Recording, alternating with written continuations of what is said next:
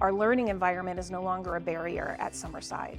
It is an opportunity for us to continue to grow and expand and seek new ways for our students to learn and engage in the learning environment, but it is not a barrier. And I would also say in this facility, transitioning as the principal at Brantner and coming from a school that was as depleted as it was, and having to share resources or mandates from the state along the lines of different health even challenges that our building offered at Brantner, and coming here, clearly we have a facility that allows for for basic needs to be met very clearly so that then we can focus on the work. So we are fortunate at Summerside to have some extended learning areas outside of each classroom or really grade level. They're areas that our students can access as needed for collaboration, but also for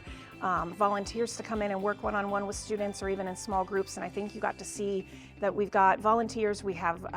paraprofessionals, we have intervention specialists, we have classroom teachers that are all using these extended learning spaces to either meet one-on-one with students, work in partnership or work in pairs, or for students to go into a different space to allow them to be loud in their creativity, to be creative and innovative and continue to seek opportunities for further conversation, whereas maybe in the classroom setting it's a little bit quieter because there's assessments, or maybe reverse, they're able to go in the hallway and complete an assessment where the classroom is moving on in a whole group learning experience. And so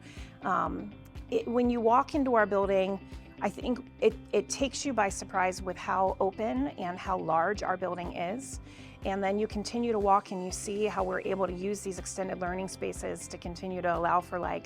small group, partner, and collaborative work to occur. So I think a limitation, and it's really hard for me to talk about a limitation at Summerside because we have this beautiful facility, but I would say one limitation that has continued to be a challenge that is a district-wide challenge really is that collaborative learning, not just for students but also staff.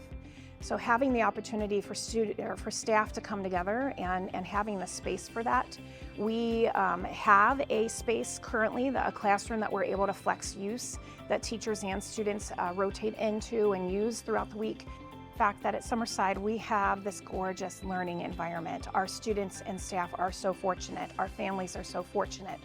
and how it just feels inequitable that we have cohorts of students in our very own district and our neighbors. In our community that are our neighbors that are not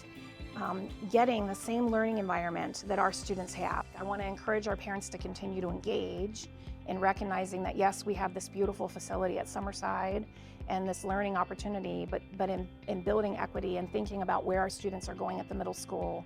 it is an area that we need to continue to think through. So as the principal of this gorgeous new facility, I am just so blessed, and our staff is so blessed to continue to look at how we can engage our learners in the modern learning experience, how we can continue to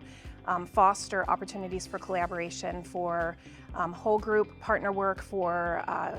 students to reach beyond the classroom and continue to seek opportunities that would spark creativity, spark innovation, spark opportunity for them to branch and broaden horizons.